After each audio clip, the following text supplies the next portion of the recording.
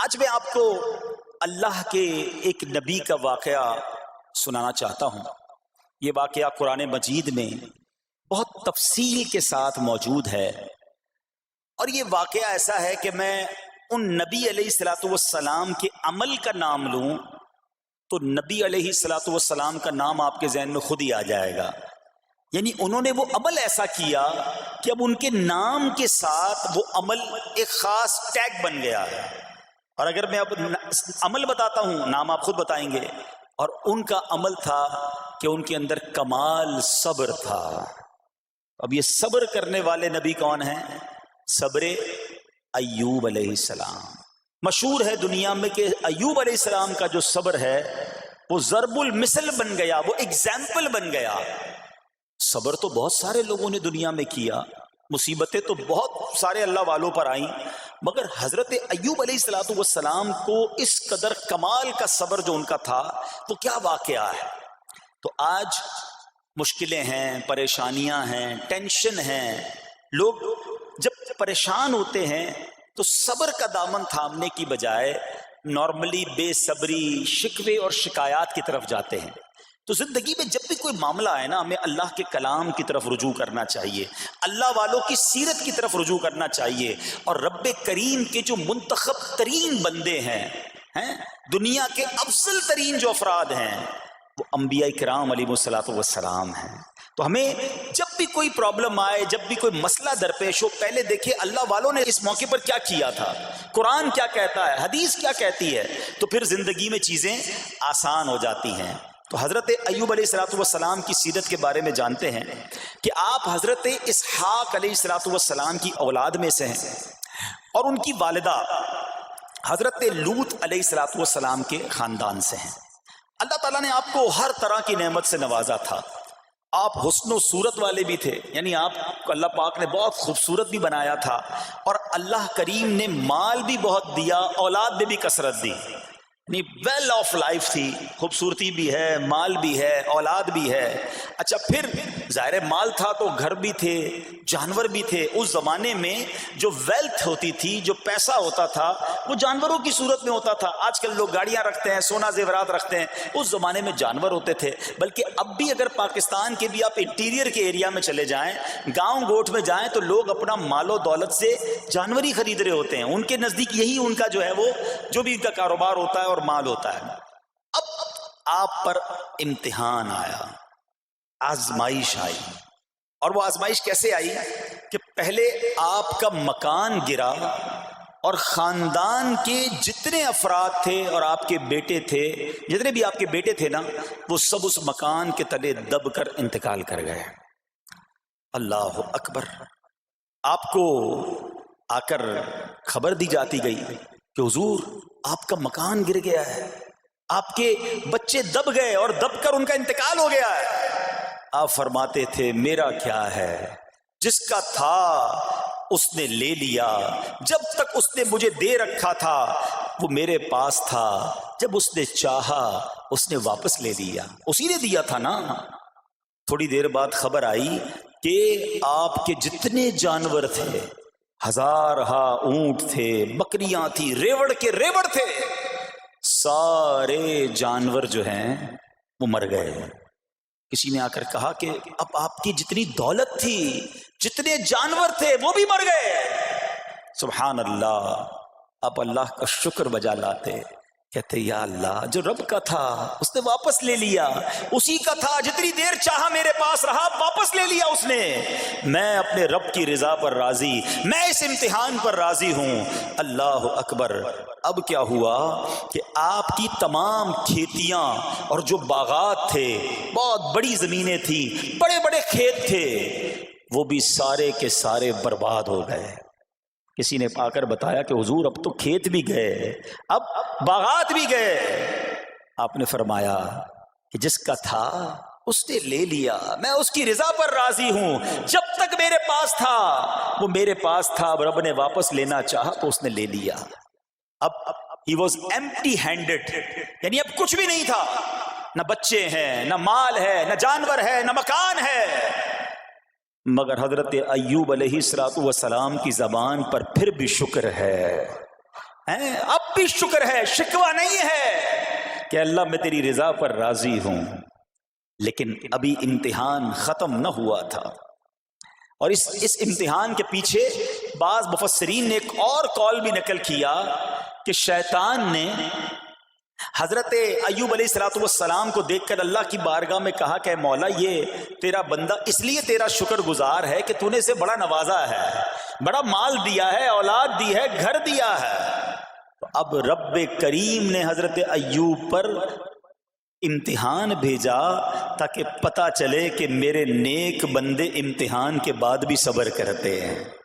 لیکن اب سب چلا گیا نا، تو شیطان نے کہا کہ ابھی جان تو باقی ہے نا، صحت تو باقی ہے، اللہ اکبر، مزید آزمائش آئی، اور یہ ہوا کہ آپ کو بیمار کر دیا گیا۔ مبارک جسم پر بڑے بڑے آبلے پڑ گئے، پھوڑے جس کو کہتے وہ پڑ گئے۔ اس حال میں آپ کے سارے دوست بھی آپ کو چھوڑ کے چلے گئے۔ آج کل ویسے بھی حال ایسا ہی ہے جناب، جب تک پیسہ ہے، شہرت ہے، آپ کے پاس کوئی مال ہے تو آس پاس بہت سارے لوگ ہوتے ہیں، مگر جب یہ سب چیزیں چلی جائیں نا تو بعض اوقات ایسی کنڈیشن میں اپنے اور پرائیوں کی جانچ بھی ہو جاتی ہے کہ اب کون کھڑا ہے۔ دوستی مال کے لیے تھی، دوستی شہرت کے لیے تھی، دوستی منصب کے لیے تھی، یا کسی کی ذات سے واقعی خالص دوستی تھی؟ اب کیا ہوا؟ آپ کے سارے رشتہ دار، سارے دوست بھی دور چلے گئے، سوائے آپ کی فرما بردار زوجہ تھی جن کا نام تھا رحمت بن افراہیم، اور یہ حضرت یوسف علیہ السلام کی پوتی بھی تھی، اللہ کے نبی کی آل سے تھی، وہ آپ کی خدمت کرتی رہی۔ اب جسم پر پھوڑے ہیں، آبلے ہیں، ایک بیوی ہے، نہ پیسہ ہے، نہ مال ہے، نہ بچے ہیں، واٹ ایور جو تھا سب ختم، مگر زبان ہے کہ اس پر پھر بھی اللہ کا ذکر جاری ہے، پھر بھی شکر جاری ہے، پھر بھی صبر ہے۔ بات کرنا آسان ہے جناب، مشکل آئے اور صبر کرے بندہ، اصل امتحان یہ ہے۔ زباں پر شکوائے رنجو علم لایا نہیں کرتے، زباں پر شکوائے رنجو علم لایا نہیں کرتے، نبی کے نام لیوا غم سے گھبرایا نہیں کرتے۔ ہم میں سے کسی پر ایسی آزمائش نہیں آئی نا، چھوٹی موٹی آزمائشیں تو آتی رہیں گی۔ ایک بات یاد رکھنا، یہ زندگی کی جو گاڑی ہے نا، یہ مسائل کے پہیوں پر ہی چلتی ہے۔ ہمیں بعض اوقات کسی کی گاڑی، کسی کا مکان، کسی کا خوبصورت چہرہ، کسی کی مسکراہٹ دیکھ کر لگتا ہے یار یہ تو دنیا کا سب سے سخی آدمی ہے۔ ایسا نہیں، تو یہ نہ سمجھے کہ سارا جہان جناب سخی ہے اور میں اکیلا دکھی ہوں، ایسا نہیں ہوتا، بلکہ ہر اس جہاں میں تقریباً ہر بندہ ایسا ہوتا ہے جس کے ساتھ کوئی نہ کوئی دکھ لگا ہوا ہوتا ہے، کوئی نہ کوئی پریشانی ہے، کسی کو مال کی پریشانی، کسی کو روزگار کی پریشانی، کسی کو بیماری لگی ہے، کسی کو اور ٹینشن ہے۔ تو یہ کبھی بھی نہ سوچے کہ میں زندگی گزاروں گا اور کوئی ٹینشن نہیں آئے گی، تیار رہو امتحان کے لیے، امتحان ضرور آنا ہے۔ اب کمال یہ ہے کہ اس امتحان میں پاس کون ہوتا ہے۔ حضرت ابراہیم پر امتحان آیا، زبان پر صبر ہے، شکر ہے، شکوہ نہیں ہے۔ اب کیا ہوا کہ آپ کا سال ہاں سال تک یہ محال رہا، یہ 2-4 مہینے کا پرابلم نہیں تھا، کئی سال تک آپ بیمار رہے، آپ کی زوجہ جو ہے وہ خدمت کرتی رہی۔ اچھا یہاں ایک غلط فہمی دور کر دوں کہ کچھ لوگ یہ کہتے ہیں، یہ کتابوں میں پتہ نہیں کچھ کتابوں میں لکھ دیا گیا کہ حضرت ایوب علیہ السلام کو معاذ اللہ کوڑ کی بیماری ہو گئی تھی۔ ایسا بالکل نہیں تھا، کوڑ کی بیماری نہیں ہوئی تھی، بلکہ نہ کوڑ ہوا نہ جزام ہوا، آپ کو جسم پر پھوڑے پھنسیاں جن کو کہتے ہیں آبلے نکل آئے تھے، کیونکہ کوڑ کی بیماری وہ ہوتی ہے کہ جس سے لوگ نفرت یا حقارت کرتے ہیں۔ اللہ کے کسی بھی نبی کو کبھی بھی کوئی ایسی بیماری نہیں ہوئی جس کی وجہ سے لوگ اس سے حقارت یا نفرت کریں یا دور بھاگیں، کیونکہ اللہ نے ان نفوس قدسیہ کو، ان نیک بندوں کو، ان منتخب شخصیات کو لوگوں کی ہدایت کے لیے بھیجا ہے۔ ان کو کبھی کوئی ایسی چیز نہیں ہوئی کہ جس سے لوگ گھن کھا کر دور بھاگیں، تو یہ بالکل غلط ہے۔ البتہ آپ کے جسم پر آبلے تھے، پھوڑے تھی، اور اللہ اکبر آپ اس حال میں کیا رب سے عرض کرتے تھے، آپ عرض کرتے تھے قرآن میں یہ الفاظ موجود ہیں، انی مسنی الضر وانت ارحم الراحمین۔ ترجمہ کیا ہے؟ مجھے تکلیف پہنچی اور تو سب مہر والوں سے بڑھ کر مہر والا ہے، رحم کرنے والوں میں سب سے بڑھ کر رحم کرنے والا ہے۔ یعنی اللہ کی بارگاہ میں یہ عرض کرتے تھے، یا اللہ تکلیف پہنچی ہے، رحم تو نے کرنا ہے، تو ارحم الراحمین ہے، زمانے سے نہیں کہتے تھے۔ یہاں ایک اور پرابلم ہے، میں کوئی مسئلہ ہوتا ہے، پرابلم آتی ہے، ہم ساری دنیا سے کہتے ہیں یہ مسئلہ ہو گیا، یہ پرابلم ہو گئی۔ نہیں، ساری دنیا میں سے کوئی آپ کا مسئلہ حل نہیں کر سکتا۔ اس سے بات کرو نا جو مسائل کو حل کرنے والا ہے، اس سے عرض کرو نا جو مصیبت کو دور کرنے والا ہے۔ ادھر ادھر جانے کی بجائے پرابلم یہ ہے، جب بھی مشکل آتی ہے ہم سب کے پاس جاتے ہیں، ہم رب کے پاس نہیں جاتے ہیں۔ جاؤ اس کے پاس جو حل المشکلات ہے، جو مصیبتوں کو حل کرنے والا ہے، اس کی بارگاہ میں فریاد کرو۔ وہ شاعر کتنی پیاری بات لکھتے ہیں نا، یہ بہت سارے لوگوں کے لیے درس ہے جو اپنی پرابلمز کے لیے دنیا والوں کے پاس جاتے ہیں۔ ارے اگر پکارنا ہے تو اللہ کی بارگاہ میں پکارو، التجا کرنی ہے تو اللہ کے حبیب سے عرض کرو نا۔ شاعر لکھتے ہیں، کسی کا احسان کیوں اٹھائیں، کسی کو حالات کیوں بتائیں، کسی کا احسان کیوں اٹھائیں، کسی کو حالات کیوں بتائیں، تمہیں سے مانگیں گے تم ہی دو گے، تمہارے در سے ہی لو لگی ہے۔ ہم اللہ کی بارگاہ میں عرض کریں، اللہ کے حبیب کی بارگاہ میں لو لگائیں۔ دنیا والوں کے پاس کچھ نہیں رکھا، لیکن ہم دنیا والوں کو بتا کر اپنے صبر کا ثواب بھی ضائع کر دیتے ہیں۔ دیکھو حضرت ایوب علیہ السلام کا صبر، کسی سے نہ کہا، اللہ کی بارگاہ میں عرض کرتے رہے۔ اب آپ کی آزمائش کا وقت پورا ہوتا ہے، دعا کرتے رہے، التجا کرتے رہے، صبر کرتے رہے۔ حکم ہوا کہ اپنا پاؤں زمین پر مارو۔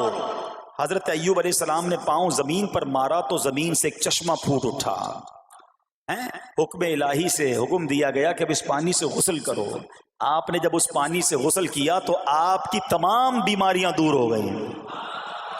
پھر آپ 40 قدم چلے، دوبارہ زمین پر قدم مارنے کا حکم دیا۔ قدم مارتے ہی ایک اور خوبصورت لذیذ ٹھنڈے پانی کا چشمہ نمودار ہوا۔ پانی ٹھنڈا، میٹھا اور لذیذ تھا۔ اب آپ نے وہ پانی پیا تو آپ کے باطن میں نور ہی نور پیدا ہو گیا، اور آپ کو اعلیٰ درجے کی صحت و نورانیت حاصل ہو گئی۔ اور سنو، میرا رب تو قادر ہے نا، اللہ تعالیٰ نے آپ کی وہ ساری اولاد جو دب کر کئی سال پہلے مر گئی تھی، انتقال فرما گئے تھے، اللہ نے ان تمام اولاد کو پھر زندہ فرما دیا، اور آپ کی بیوی کو دوبارہ جوانی بخشی، اور اب اس کے بعد بھی آپ کی کثیر اولاد ہوئی۔ سنو سنو، جو جانور چلے گئے تھے نا، اللہ نے مویشی، اسباب و خزانہ اس سے زیادہ آپ کو پھر سے عطا فرما دیا۔ صبر کیا تھا نا، ان اللہ مع الصابرین۔ اچھا، یاد سب کو ہے یہ آیت، بچپن سے یاد ہے، اللہ صابروں کے ساتھ ہے، صبر کرنے والوں کے ساتھ ہے، مگر صبر کرنا نہیں ہے۔ امتحان آنا ہے تو صبر کرنا نہیں ہے، آیت سب کو پتا ہے۔ اچھا، جس کے ساتھ پرابلم ہو جائے نا، اس کو بھی بندہ درس دینے جا رہا ہوتا ہے، بھائی صبر کرنا، اللہ آپ کو صبر دے، لیکن جب اس پر امتحان آتا تو یہ صبر کرتا نہیں ہے۔ دوسروں کو درس دے رہا تھا، آج تیری باری آئی ہے نا، تو صبر کا دامن نہ چھوڑیں۔ میں آپ کو ایک بات سوال پوچھنا چاہتا ہوں، آج کل ہم بڑے لوگوں سے تعلقات کیوں بنانے کی کوشش کرتے ہیں؟ یار جب کوئی مشکل ٹائم آئے گا نا تو یہ بندہ کام آئے گا، یہ پیسے والا دوست ہے، یہ اس کے تعلقات بہت ہیں، اس کی گورنمنٹ میں بات ہے، اس کی وکیلوں میں بات ہے، 4-5 ایسے دوست ہونے چاہیے۔ یہ ڈاکٹروں کے اندر بڑی اچھی اس کی دوستی ہے، کوئی ڈاکٹر کا بھی کام آئے گا تو یہ بندہ کام آ جائے گا۔ ہم دنیا والوں سے تعلقات اس لیے بناتے ہیں تاکہ یار مصیبت آئے تو یہ بندہ کام آئے، اور نارملی اکثر ایسا ہوتا ہے کہ جس سے امید رکھی ہوتی ہے مصیبت کے وقت غائب ہو جاتا ہے۔ لیکن رب خود قرآن میں فرما رہا ہے، ان اللہ مع الصابرین، صبر کر لو، اللہ کی رحمت تمہارے ساتھ ہو جائے گی۔ اب میں آپ سے سوال کرتا ہوں، دنیا کے تعلقات ہوں یہ ضروری ہے یا یہ فائدہ مند ہے، یا بندہ صبر کر لے تو اللہ کی رحمت ساتھ ہو جائے، سارے غم ویسے ہی دور ہو جائیں گے؟ صبر، اس کو نہیں چھوڑنا ہے۔ تو حضرت ایوب علیہ السلام کی زندگی میں ایک اور واقعہ یہ ہوا کہ جب آپ بیمار تھے، آپ کو پتہ جب بندہ بیمار ہوتا ہے تو بعض اوقات اس کی طبیعت میں کیفیات بھی ہوتی ہیں، تو آپ نے اپنی زوجہ کو پکارا، تو آپ کی زوجہ کچھ دیر میں حاضر ہوئی، تو آپ نے جلال میں آ کر اس کو 100 درے، اپنی زوجہ کو 100 کوڑے مارنے کی قسم کھا لی۔ اب جب صحت آ گئی تو قسم تو آپ نے کھائی ہوئی تھی، تو اب کیا کرتے؟ اس بیوی نے تو خدمت بھی بہت کی تھی، اب اسے کوئی خاص کیفیت تھی، آپ نے قسم اٹھا لی تھی. سبحان اللہ. ایوب علیہ السلام کو اللہ کریم نے قرآن میں کیا حکم دیا کہ اے ایوب آپ ایک یعنی 100 جس کو کہتے ہیں تنکے 100 تنکوں والی جھاڑو لیں اور اس جھاڑو کو ایک مرتبہ اپنی بیوی کو مار دیجئے تو آپ کی قسم جو ہے وہ پوری ہو جائے گی، یعنی قسم کا کفارہ نہیں دینا ہوگا. اللہ اکبر. اللہ نے اس نبی علیہ السلام کی فرما بردار بیوی کی جو سزا تھی یا جو معاملہ تھا اس کو کتنا آسان فرما دیا. تو رب کریم نے قرآن مجید فرقان حمید میں اس کو کس طرح بیان فرمایا؟ وَخُذْ بِيَدِكَ ضِغْثًا فَاضْرِب بِهِ وَلَا تَحْنَثْ. فرمایا کہ اپنے ہاتھ میں ایک جھاڑو لے کر اسے مار دے اور قسم نہ توڑ. اِنَّا وَجَدْنَاهُ صَابِرًا. فرمایا ہم نے اسے صابر پایا. نعم العبد، کیا اچھا بندہ. اِنَّهُ اواب، بے شک وہ بہت رجوع لانے والا ہے. ارے آج دنیا کسی کو کہے یہ صبر والا ہے، حضرت ایوب کی شان دیکھو کہ رب فرما رہا ہے قرآن میں اِنَّا وَجَدْنَاهُ صَابِرًا، اور ہم نے ایوب کو صبر کرنے والا پایا، صابر پایا. اللہ حضرت ایوب کے صبر کے صدقے ہمیں بھی صابرین میں شامل فرما لے. اللہ اکبر. سبحان اللہ. اور رب کریم نے جو اواب فرمایا، علماء کہتے ہیں کہ یہ اواب کے لاجواب خطاب کو جو آپ کے سر مبارک پر ایک تاج کی طرح رکھ دیا گیا، کیونکہ اواب کے معنی کیا ہے؟ انہو اواب، بے شک وہ بہت رجوع لانے والا ہے. اللہ اکبر. صبر کیا تو رب نے کیسے کیسے القاب جو ہیں وہ قرآن میں عطا فرمائے. یہاں ایک اور بات بھی سیکھنے والی ہے کہ حضرت ایوب علیہ السلام کے صبر کا کمال یہ ہے کہ قرآن میں ذکر آ گیا. آپ صبح قیامت تک حافظ تلاوت کریں گے، تراویح میں قرآن پڑھا جائے گا، جب بھی قرآن کی تلاوت دنیا کے کونے کونے میں کی جائے گی، قیامت تک حضرت ایوب کے صبر کا ذکر ہوتا رہے گا. جب آپ صبر کرتے ہیں اللہ رسول کو راضی کر لیتے ہیں، اللہ ان ناموں کو بلند فرما دیتا ہے. بہرحال میرے پیارے اسلامی بھائیوں، اب یہاں تھوڑا سا ایک شرعی مسئلہ بھی سمجھ لیں. بعض اوقات ہے کہ آپ لفظ سنتے ہیلا. اچھا کچھ لوگ جب یہ لفظ ہیلا سنتے ہیں تو کنفیوز ہو جاتے ہیں، یار یہ کیا، ایک کام کرنا تھا اس کو ایک اور طریقے سے کر دیا، ہمیں سمجھ نہیں آ رہا. عجیب عجیب سی لوگ باتیں کرتے ہیں. سبحان اللہ. علماء فرماتے ہیں پہلے ہیلے کا مسئلہ سمجھ لیں.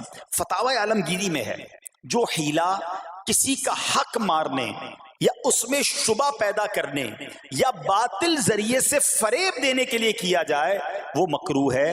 اور جو ہیلا اس لیے کیا جائے کہ آدمی حرام سے بچ جائے یا حلال کو حاصل کر لے وہ اچھا ہے. انما الاعمال بالنیات. غلط نیت سے ہیلا کہ کسی کا حق دبا لو یا معاذ اللہ زکوٰۃ ادائی نہ کرنی پڑے، اللہ کو کوئی دھوکہ نہیں دے سکتا، اللہ دیکھ رہا ہے کہ اس کی نیت کیا ہے. لیکن ہیلا اس لیے ہے کہ حرام سے بچ جائے، حلال حاصل کر لیا جائے. تو اس کی جو جواز کی صورتیں ہیں علماء نے فرمایا یہ آیت اس میں دلیل ہے. اور آیت کیا تھی؟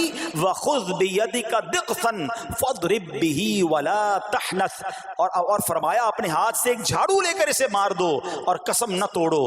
قسم تو 100 کوڑے مارنے کی تھی، اللہ کریم نے آسانی کا راستہ بتایا. ہاں ایک بات یاد رہے، یہ بڑی امپورٹنٹ بات کرنے جا رہا ہوں کہ مفتیان کرام، قابل اعتماد مفتیان کرام سے رہنمائی لے کر ہم جیسے لوگوں کو، عوام الناس کو کوئی ہیلا اپنے طور پہ نہیں کر لینا چاہیے. ہاں کیونکہ بعض ہیلوں کی شرعی طور پر اجازت نہیں ہوتی اور بعض اوقات ہیلا کرنے میں ایسی غلطی لوگ کر جاتے ہیں جن کی وجہ سے ہیلا ہوتا ہی نہیں ہے. تو یہاں صرف آپ کو دلیل بتانا تھا، باقی اگر کسی قسم کا کوئی شرعی ہیلا کرنا ہے تو قابل اعتماد مفتیان کرام سے رجوع کیا جائے. سبحان اللہ. اب حضرت ایوب علیہ السلام کے صبر کی بات ہوئی ہے نا، اللہ نے پتہ ہے آپ کو کتنا مقام عطا فرمایا کہ نبی کریم صلی اللہ تعالی علیہ وآلہ وسلم نے ارشاد فرمایا حضرت ایوب لوگوں میں سب سے بڑھ کر عالم، صابر اور غصہ پینے والے تھے.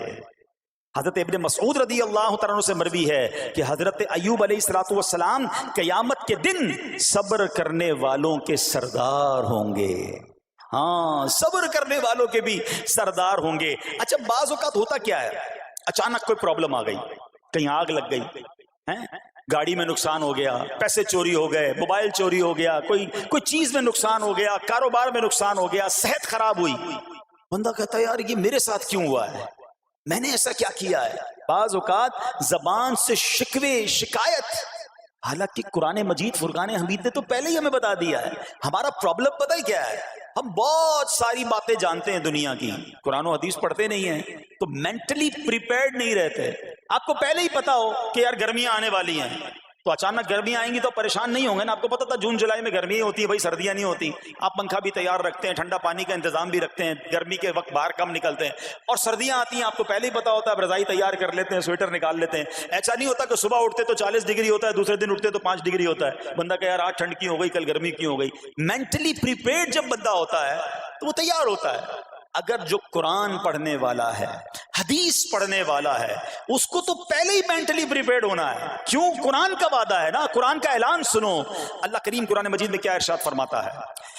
بسم اللہ الرحمن الرحیم وَلَنَبْلُوَنَّكُمْ بِشَيْءٍ مِّنَ الْخَوْفِ وَالْجُوعِ وَنَقْصٍ مِّنَ الْأَمْوَالِ وَالْأَنفُسِ وَالثَّمَرَاتِ وَبَشِّرِ الصَّابِرِينَ.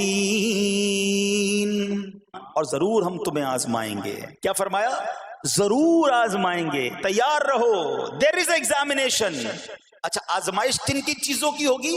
سبحان اللہ، قرآن نے لسٹ بھی دے دی ہے کہ آزمائش کیا ہوگی. فرمایا کچھ ڈر سے، اچانک خوف آ جاتا ہے نا، کوئی دشمن آ جاتا ہے، کوئی دھمکی دے رہا ہوتا ہے، اچانک حالات خراب ہو جاتے ہیں، دل میں خوف بیٹھ جاتا ہے.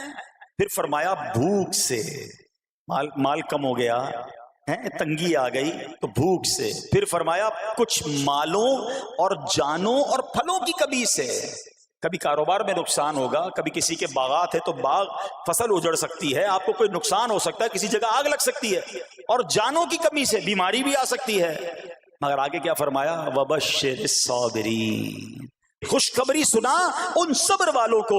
اور جب سبحان اللہ یہ ایگزام آتا ہے نا، جو اس ایگزام سے نکل جاتا ہے تو رب نے فرمایا خوشخبری ہے.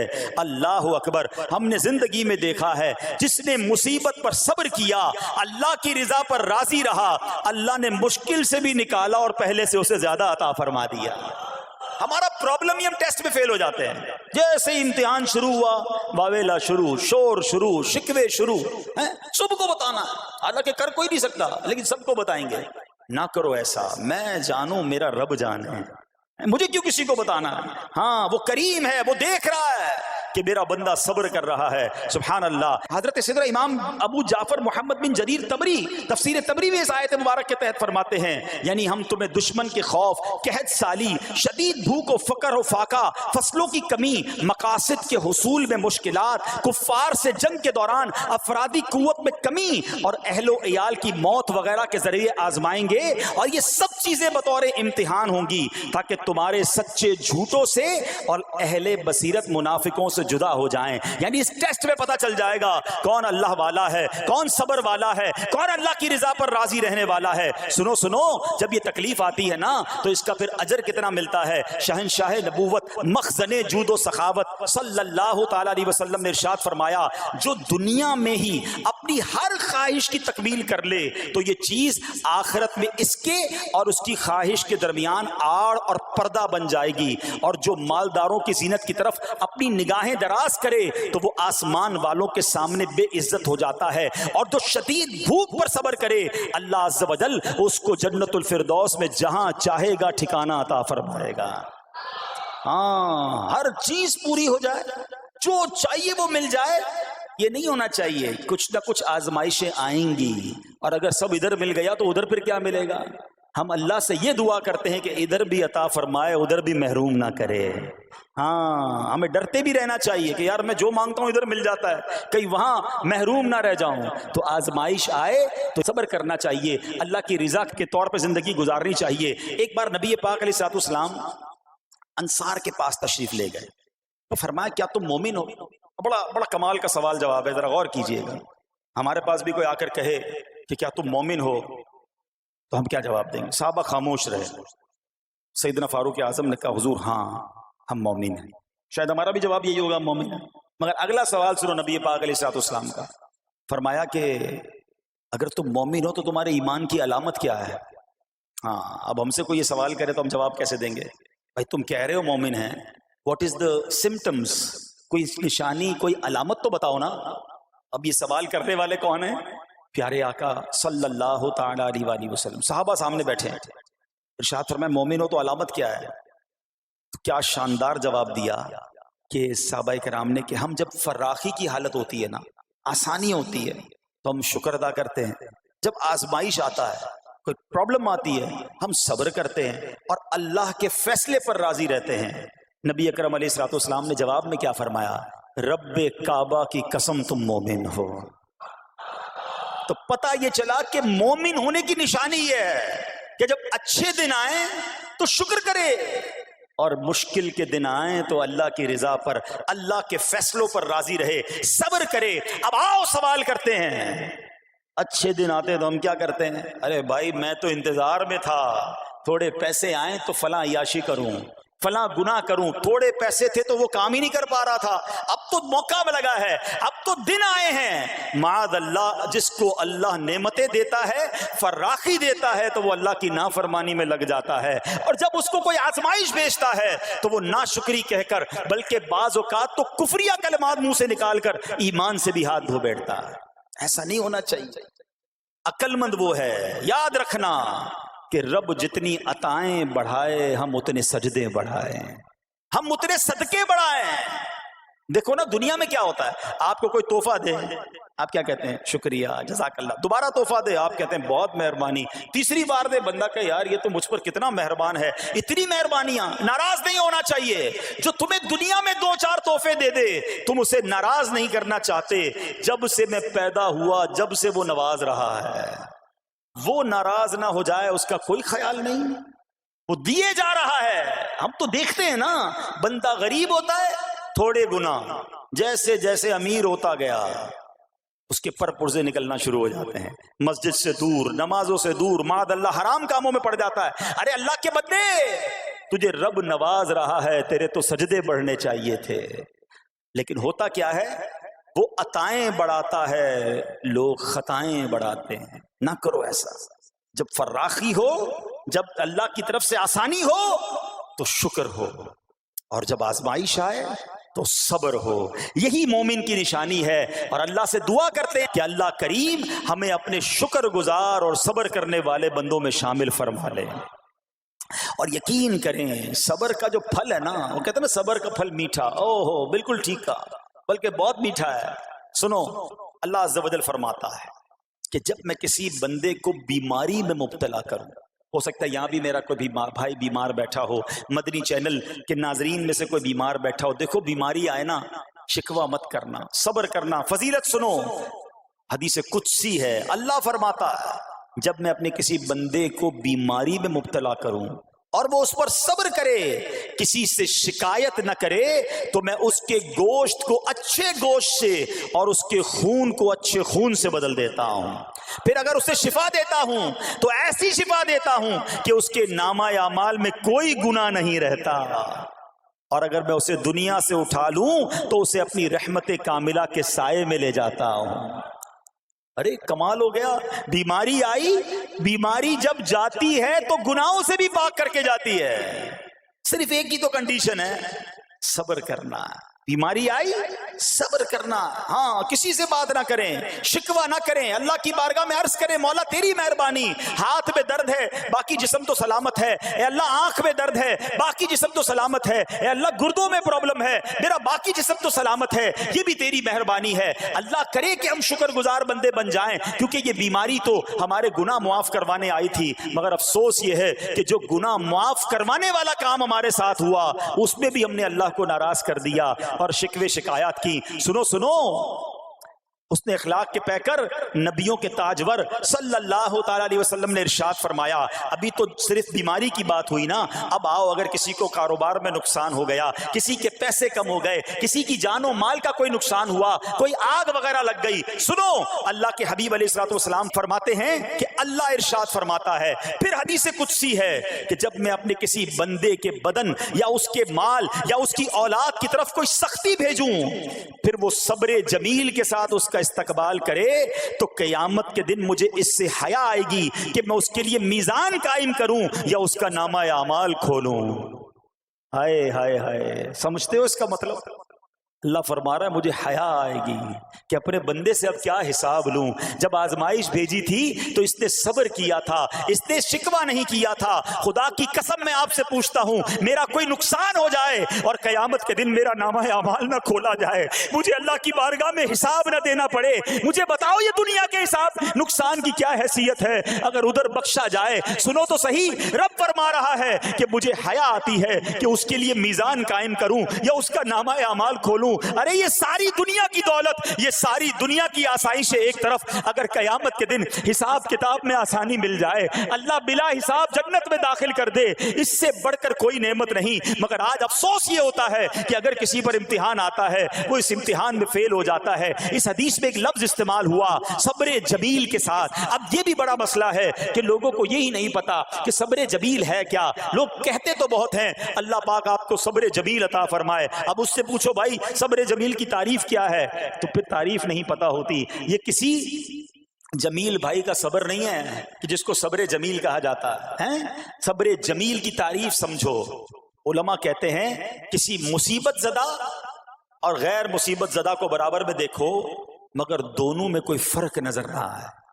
یعنی چہرہ بھی نہ بتائے کہ وہ کسی مشکل میں ہے, اس کی عادتیں بھی نہ بتائیں کہ وہ کسی پرابلم میں ہے, یعنی اس کو دیکھ کر پتہ ہی نہ چلے کہ وہ بڑی مشکل میں ہے. فرمایا یہ ہے صبر جمیل. مگر آج ہمارا حال یہ ہے, ہمارا چہرہ بتا دیتا ہے بھائی خیر تو ہے, بڑی ٹینشن میں ہو, ہاں یار کیا کروں بس موبائل ٹوٹ گیا, ارے بھائی بڑی چہرے پہ بڑی ہوائیاں اڑ رہی ہیں, بس کیا کروں جناب آج 5,000 روپے کھو گئے. 5,000 روپے کھو جائیں, چھوٹا سا نقصان ہو جائے, ہمارا چہرہ بتا دیتا ہے کہ ہمارے ساتھ کوئی معاملہ ہوا ہے. صبر جمیل یہ ہے کہ دیکھ کر کوئی پہچان ہی نہ سکے کہ یہ بندہ کتنی مشکل میں ہے, چاہے اندر کتنی تکلیف میں ہو, دنیا والوں کو نہ بتائے کیونکہ وہ رب کا بندہ ہے, وہ اللہ کی بارگاہ میں فریاد کرے. یہ صبر جمیل ہے اور اللہ اسے ہم سب کو نصیب فرمائے. ہاں یہ بڑی کمال کی بات ہے. ہم کیا کرتے ہیں سارے جہان کو بتاتے ہیں, اچھا پھر آخر میں لوگ کہتے بھی ہیں جب پورے محلے کو بتا دیا نا پھر اس کے بعد کہتے ہیں بس کیا کریں بھائی صبر ہی کر رہے ہیں. اب آپ صبر نہیں کر رہے حضرت, ہاں آپ کا صبر چلا گیا, آپ نے ساری دنیا کو تو بتا دیا.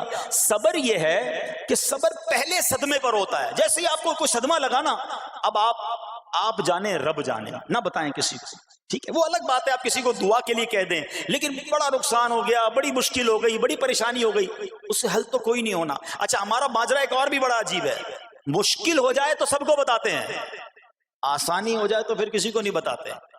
5,000 کا نقصان سارے محلے کو پتا ہے, 50,000 کا فائدہ ہوا پھر کسی کو بتایا آپ نے؟ نہیں یار بتاؤں گا تو نظر لگ جائے گی. گھر والوں کو تو بالکل بھی نہیں بتاؤں گا, خرچہ بڑھا دیں گے. گھر والوں کو ساری ٹینشن کی خبریں جا کے دے رہے ہوتے ہیں, مارکیٹ میں بڑا نقصان ہو گیا, آج بڑا مندہ ہے, ارے بھائی کاروبار بالکل نہیں ہے, تاکہ گھر والوں کا خرچہ روک سکے. اور جیسے ہی کاروبار اچھا ہو گیا گھر جاتے پھر بھی وہی والا منہ بنا لیتے ہیں تاکہ ان کو پتہ نہ چلے میں بڑے پیسے کمانے لگا ہوں. یہ نہ کیا کریں. ہاں ٹینشن آپ کسی کو بتا کر اپنا صرف ثواب ضائع کرتے ہیں, باقی کچھ نہیں ہوتا. کرنا رب نے ہے, اور یہ اگر آزمائش میرے درجے بلند کرنے آئی ہے, اگر یہ آزمائش مجھے اللہ کے قریب کرنے آئی ہے تو پھر تو اس کا استقبال ہونا چاہیے نا.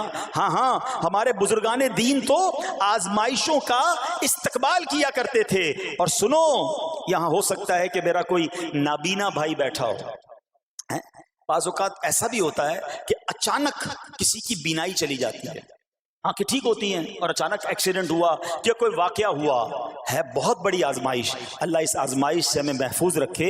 مگر دیکھو میرے رب کی شان دیکھو, جب بھی کوئی تکلیف آتی ہے نا بندہ صبر کرے, اس تکلیف کا اجر تیار ہے, اس کا کمال سے اس کی رحمت تیار ہے, رحمت کی برسات تیار ہے. سنو اللہ فرماتا ہے کہ اے جبرائیل جب میں اپنی کسی بندے کی بینائی لے لوں تو اس کا اجر یہ ہے کہ میں اسے اپنے دیدار سے مشرف فرماؤں گا. ہاں آنکھیں گئی ہیں مگر اللہ فرماتا ہے میں اپنا دیدار کرواؤں گا, بس صرف صبر کرنا ہے. اسی طرح میرے پیارے اسلامی بھائیوں, بعض لوگوں کے یہاں بچے کا انتقال ہو جاتا ہے, چھوٹے چھوٹے بچوں کا انتقال ہو جاتا ہے, یا بعض اوقات پیدائشی بچہ مرا ہوا ہوتا ہے, پیدا اس کا انتقال ہو جاتا ہے, یا بعض اوقات ولادت سے پہلے ہی بچہ ضائع ہو جاتا ہے. بہت شور, بڑا واویلا, بڑا رونا پیٹنا گھروں میں ہوتا ہے. مت کیا کرو ایسا, یقین کریں یہ بہت بڑا انعام تمہیں ملنے جا رہا ہے. ایسا نہ ہو یہ رونا پیٹنا، یہ بے صبری، یہ اللہ کی بارگاہ میں شکوے شکایات، اتنے بڑے تم اجر سے محروم رہ جاؤ۔ سنو، اللہ کے آخری نبی صلی اللہ تعالی علیہ وسلم نے فرمایا جس مسلمان جوڑے کے 3 بچے انتقال کر جائیں، اللہ عز و جل ان بچوں پر فضل و رحمت کرتے ہوئے ان دونوں یعنی ماں باپ کو جنت میں داخل فرمائے گا۔ صحابہ کرام نے عرض کی کسی کے 2 بچے، فرمایا 2 بچے بھی، پھر عرض کی اور 1، فرمایا 1 بھی، پھر فرمایا اس ذات کی قسم جس کے قبضہ قدرت میں میری جان ہے، جس عورت کا کچا بچہ فوت ہو جائے یعنی حمل ضائع ہو جائے اور وہ اس پر صبر کرے تو وہ بچہ اپنی ماں کو اپنی ناف کے ذریعے کھینچتا ہوا جنت میں لے جائے گا۔ یہ تو جنت کا ٹکٹ تھا، مگر شکوے شکایات، الامان والافیز، گھر میں موت میت کو نقصان ہو جائے، ہماری عورتیں ہمارے گھر کے افراد وہ واویلا کرتے ہیں۔ معاذ اللہ، بعض اوقات تو کفریہ کلمات زبان پر ہوتے ہیں، معاذ اللہ ثم معاذ اللہ، کہتے کہ اللہ کو ہمارا ہی گھر ملا تھا، اتنے چھوٹے بچے کا کیا قصور تھا؟ استغفر اللہ۔ یہ تمہارے جملے، ایک تو گھر میں مصیبت پہلے ہی آئی ہوئی ہے اور تم اللہ پر اعتراض کر کے معاذ اللہ، اللہ کو ظالم کہہ کے اپنا ایمان بھی ضائع کر بیٹھے، یہ تو اس سے بڑی مصیبت ہو گئی نا۔ تو نہ کریں ایسا، سیکھو۔ آج میں نے آپ کے سامنے حضرت ایوب علیہ السلام کی سیرت اور قرآنی واقعہ بیان کیا کہ سب کچھ چلا گیا مگر وہ اللہ کی رضا پر راضی تھے، رب نے انہیں صبر کرنے والا بندہ بھی فرمایا اور ساری نعمتیں پہلے سے زیادہ عطا فرما دی۔ ہاں بالکل نوازا جائے گا، صبر کا دامن اگر نہ چھوڑیں۔ سنو ہمارے اسلاف کیسے صبر کرتے تھے۔ حضرت سیدنا فتح موصلی رحمت اللہ تعالی علیہ کی زوجہ محترمہ رضی اللہ تعالی عنہا کا پاؤں پھسل گیا اور ان کا ناخن ٹوٹ گیا، وہ مسکرانے لگی۔ اللہ اکبر، کبھی کبھی ہمارا بھی ناخن ٹوٹا ہوگا، بہت تکلیف ہوتی ہے، ناخن ٹوٹے تو جان نکل جاتی ہے، مگر آپ مسکرانے لگی۔ کسی نے پوچھا کہ آپ کو ناخن ٹوٹنے کا درد نہیں ہوا، آپ مسکرا رہی ہیں؟ تو فرماتی ہیں کہ اس درد پر جو ثواب ملے گا نا، مجھے درد پر صبر کروں گی اور جو مجھے اس پر ثواب ملے گا تو اس ثواب کے تصور نے میرے درد کی تلخی کو دور کر دیا۔ ہائے ہائے ہائے، یہ ہیں اللہ والے۔ ہاں، صبر کرنا کوئی ان سے سیکھے۔ میرے پیارے اسلامی بھائیوں، احادیث میں، روایتوں میں یہ مضمون ملتا ہے کہ اللہ کریم کی بارگاہ میں بندے کا کوئی درجہ رکھا ہوتا ہے، یعنی اللہ کی رضا یہ کہ بندہ اس سٹیج تک پہنچ جائے، اس درجے تک پہنچے، مگر وہ نماز کے ذریعے، روزوں کے ذریعے، عبادتوں کے ذریعے اس درجے تک نہیں پہنچتا، پھر اللہ اس پر آزمائش بھیجتا ہے کہ میرا بندہ صبر کر لے تاکہ صبر کر کے اس درجے کو حاصل کر لے۔ ہائے ہائے، یعنی مجھ پر کوئی آزمائش آئی تھی میرے درجے بڑھانے، مگر ہائے میری بے صبری کہ میں نے وہ درجہ پانے کا موقع ضائع کر دیا، میں نے وہ ثواب پانے کا موقع ضائع کر دیا۔ خدا را یاد رکھنا، اگر کسی آزمائش سے گزر رہے ہو تب بھی، اور اگر آئندہ کوئی آزمائش آئے، صبر کا دامن نہ چھوڑنا، یہ تصور کر لینا کہ یہ میرے گناہ معاف کرنے کا ذریعہ بن رہا ہے، یہ میرے درجے بڑھانے کا ذریعہ بن رہا ہے۔ اور سنو، جب مصیبت آئے تو پڑھنا کیا ہے؟ رسول اللہ صلی اللہ تعالی علیہ وسلم نے فرمایا جو مصیبت کے وقت انا للہ و انا الیہ راجعون کہتا ہے تو اللہ عز و جل اس کی پریشانی دور فرما دیتا ہے اور اس کے کام کا انجام اچھا فرماتا ہے اور اسے ایسا بدل عطا فرماتا ہے جس پر وہ راضی ہو جاتا ہے۔ تو یہ پڑھ لیں، لیکن شکوہ نہ کریں، دنیا والوں کو بتانے کی حاجت نہیں۔ اچھا، وہ جو میں بات کر رہا تھا کہ تکلیف سب کو بتانی ہے اور راحت کے بارے میں کسی کو کوئی شکر کرتا ہوا نظر نہیں آتا۔ ایک بار ایک شخص کے سر پر جو ہے نا وہ تکلیف ہوئی نا، سر میں درد ہو گیا، اس نے پٹی باندھی اور گھومنے لگا۔ اس زمانے میں حضرت رابعہ بصریہ رضی اللہ رحمت اللہ تعالی علیہ، اللہ کی بہت بڑی ولیاں ہیں، آپ نے اس کو دیکھا کہ کیوں پٹی باندھی ہے؟ وہ کہتا سر میں درد تھا اس لیے پٹی باندھی ہے۔ بات تھوڑی سی باریک ہے، سمجھدار لوگ سمجھیں گے، اس لیے پٹی باندھی ہے کہ سر میں درد تھا۔ اللہ اکبر۔ اس اللہ والی نے پتہ ہے کیا کہا؟ آپ کہتی ہیں کبھی صحت کی پٹی بھی باندھی ہے؟ یہ جملہ ہے بڑا سمجھنے والا ہے، یعنی اللہ نے اتنے دنوں تک صحت میں رکھا تو کسی کو نہیں بتایا، اور تھوڑے دنوں کی تکلیف آئی تو پٹی باندھ کے سب کو بتانے چلا ہے کہ رب نے بیمار کیا ہے۔ ہاں، ہمیں اللہ کریم کی طرف سے آزمائش ہمیشہ تھوڑی آتی ہے. اگر اپنی زندگی کا ہم پورا عرصہ کیلکولیٹ کریں نا کہ بھئی 40 سال کا کوئی بندہ ہو گیا ہے تو کتنے دن ہوئے 40 سال میں؟ ٹھیک ہے، ایک بار کبھی بیٹھ کے اکیلے میں حساب کرنا، اتنے ہزار دن میں نے دنیا میں گزارے، کتنے دن بیمار رہا؟ تو شاید چند دن، 100 دن، 50 دن، 200 دن بنیں گے. کئی ہزار دنوں میں سے اگر چند دن اللہ نے مجھ پر آزمائش ڈالی تو ہزاروں دن راحت بھی تو ڈالی نا، صحت بھی تو عطا فرمایا. اتنے دن جس رب نے چھاؤں میں کھڑا کیا، اگر تھوڑی دیر کے لیے دھوپ آئی ہے تو مجھے شکوہ نہیں کرنے چاہیے. یاد رکھنا، ہر رات کے بعد صبح ہے، ہر دھوپ کے بعد چھاؤں ہے. اگر تم انتظار کرو گے تو رب ایسی رحمت تم پر نازل کرے گا، اپنے غیب کے خزانوں سے عطا فرمائے گا. قرآن میں رب نے وعدہ کیا ہے وَمَن يَتَوَكَّلْ عَلَى اللَّهِ فَهُوَ حَسْبُهُ، جو اللہ پر بھروسہ کرے اللہ اس کے لیے کافی ہے. مگر ہمارا پرابلم یہ ہے کہ جب مشکل آتی ہے ہم یہ ساری باتیں بھول کر بس شکوہ، شکایات اور پریشانی میں چلے جاتے ہیں. ارے آپ اس مصیبت کو اللہ کی طرف سے نعمت سمجھ لو، اللہ کی طرف سے یہ سمجھ لو کہ میرے گناہ معاف کروانے، میرے درجات بلند کرنے کے لیے آیا ہے. اچھا اب ایک اور بات، بعض اوقات شیطان ہے نا، وہ کسی کے دماغ میں وسوسہ ڈالتا ہے کہ یار جب میں نمازیں نہیں پڑھتا تھا نا تب تو اتنا پریشان نہیں رہتا تھا، جب سے نمازیں شروع کی، دعوت اسلامی کے اجتماع میں آنے لگا، مدنی قافلوں میں سفر شروع کر دیا، اب تو میں نے کچھ ذمہ داری بھی لینا شروع کر دی ہے. ارے میں نے جب سے امامہ پہنا ہے، یہ داڑھی رکھ لی ہے، میری کوئی اسلامی بہن سن رہی ہے کہ بے پردہ گھومتی تھی تو کوئی اتنا ٹینشن نہیں تھا، اب میں نے جناب پردہ کرنا شروع کیا ہے، قرآن پڑھنا شروع کیا ہے تو ٹینشنیں شروع ہو گئی ہیں.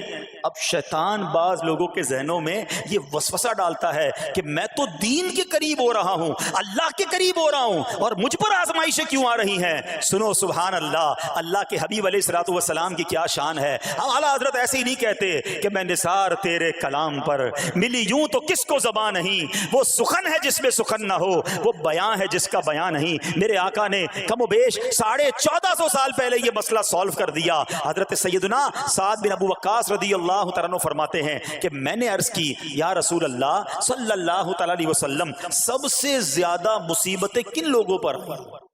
گلی مقاتی نا، پنجابی بچ کہتے ہیں نا گالی بات ہی ختم کر دی. حضور یہ بتائیں سب سے زیادہ مصیبتیں کن لوگوں پر آئیں؟ پیارے آقا نے فرمایا انبیاء پر. اللہ اکبر، اللہ کے سب سے قریب تو انبیاء ہیں نا، انبیاء پر، پھر ان لوگوں کے بعد جو لوگ بہتر ہیں، پھر ان کے بعد جو بہتر ہیں. سنو اب اگلا جملہ، بندے کو اپنی دینداری کے اعتبار سے مصیبت میں مبتلا کیا جاتا ہے. اگر وہ دین میں سخت ہوتا ہے اس کی آزمائش بھی سخت ہوتی ہے، اگر وہ دین میں کمزور ہوتا ہے تو اللہ عز و جل اس کی دینداری کے مطابق اسے آزماتا ہے. بندہ مصیبت میں مبتلا ہوتا رہتا ہے یہاں تک کہ اس کے دنیا میں ہی اس کے سارے گناہ بخش دیے جاتے ہیں. گویا اللہ کی یہ رحمت ہے کہ بندہ بڑا نیک ہو رہا ہے، رب چاہتا ہے کہ اس بندے پر آزمائش بھیجوں، میرا نیک بندہ صبر کرے، اس کے گناہ معاف ہو جائیں اور میرے پاس آئے تو اس کو جنت میں داخل کر دوں. اللہ اکبر. اے پیارے اسلامی بھائیو، یاد رکھنا، اب جو میں نے ایک سوال قائم کیا تھا نا کہ یار میں تو دین کے قریب، میں تو اللہ کے قریب ہونے کی کوشش کر رہا ہوں اور ایک کے بعد ایک آزمائش آ رہی ہے، یہ کیا ہے؟ اب ایک اور حدیث سن لو. سبحان اللہ. حضرت سیدنا انس رضی اللہ تعالیٰ عنہ سے روایت ہے، سرکار والا تبار، ہم بے کسوں کے مددگار، شفیع روز شمار، دو عالم کے مالک و مختار، صلی اللہ تعالی علیہ وآلہ وسلم نے فرمایا جب اللہ عز و جل کسی بندے سے محبت فرماتا ہے، سننا ذرا غور سے، اللہ عز و جل جب اپنے کسی بندے سے محبت فرماتا ہے یا اسے اپنا دوست بنانے کا ارادہ فرماتا ہے تو اس پر آزمائشوں کی بارش فرما دیتا ہے. اب سوال ہے نا کہ میں اللہ دوست بھی بنا رہا ہے، اللہ کریم اس پر محبت بھی فرما رہا ہے اور آزمائشیں بھی بھیج رہا ہے. دوست پر آزمائشیں کون بھیجتا ہے؟ دوست کو تو راحتیں ڈالی جاتی ہیں. ہائے ہائے، اب یہی تو امتحان ہے، یہی تو چیک ہے. سنو، نبی پاک فرماتے ہیں جب اللہ اس پر آزمائش بھیجتا ہے نا، وہ بندہ اپنے رب کو پکارتا ہے اے میرے رب عز و جل، تو اللہ فرماتا ہے میرے بندے تو جو کچھ مجھ سے مانگے گا میں تجھے عطا فرماؤں گا، تو جلد ہی تجھے دے دوں گا اور اسے تیری آخرت کے لیے ذخیرہ کر دوں گا۔ سبحان اللہ، یعنی اللہ والوں کو آزمایا جاتا ہے، ان کے درجات بلند کیے جاتے ہیں، ان کے گناہ معاف کیے جاتے ہیں۔ تو اے میرے پیارے اسلامی بھائیوں، کبھی بھی یہ ذہن میں خیال مت لانا کہ یار میں دین میں قریب آ رہا ہوں، میری آزمائشیں بڑھ رہی ہیں، سمجھ لو امتحان شروع ہو گیا ہے، ٹیسٹ شروع ہو گیا ہے، اب اس ٹیسٹ میں مجھے کامیاب ہونا ہے اور اللہ کے مزید قریب جانا ہے۔ زندگی میں جو گناہ ہو گئے ہیں یہ میرے گناہوں کا انشاءاللہ کفارہ بن جائے گا، میرے درجات کی بلندی کا سبب بن جائے گا۔ اللہ سے عرض کرنا، اے مولا میں تیری رضا پر راضی، میں تیرے فیصلوں پر راضی، اب تک جو دیا تھا تو نے دیا تھا،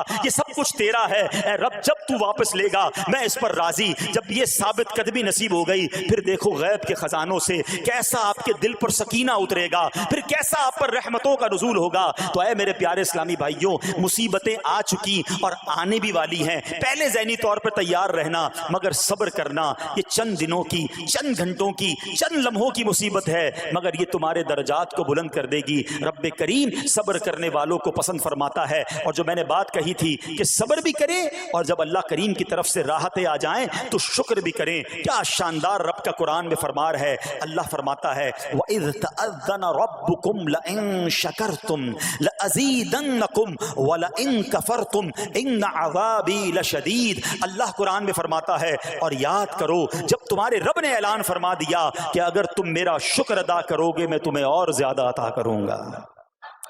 ہاں شکر کرو رب اور دے گا، مگر اگلا حصہ سمجھنے والا ہے، اور اگر تم ناشکری کرو گے تو میرا عذاب سخت ہے۔ اللہ نے اپنے عذاب سے بھی ڈرایا ہے اور شکر کرنے کا درس بھی دیا ہے۔ تو بہرحال میرے پیارے اسلامی بھائیوں، اللہ کریم سے میں دعا کرتا ہوں کہ اپنے نیک بندوں کے صدقے، کربلا والوں کے صبر کے صدقے، نبی پاک علیہ الصلوۃ والسلام کے طائف کے میدان میں پتھر کھا کر دعا دینے والے صبر کے صدقے، رب کریم ہمیں بھی صبر کی نعمت نصیب فرمائے، صرف زبانی نہیں قلبی طور پر ہمیں صبر کرنے والوں میں شامل فرما لے۔ اگر ہم پر کوئی آزمائش ہے تو رب کریم یہ آزمائش ہمارے گناہوں کا کفارہ بنا دے، ہمارے درجات کی بلندی کا سبب بنا دے۔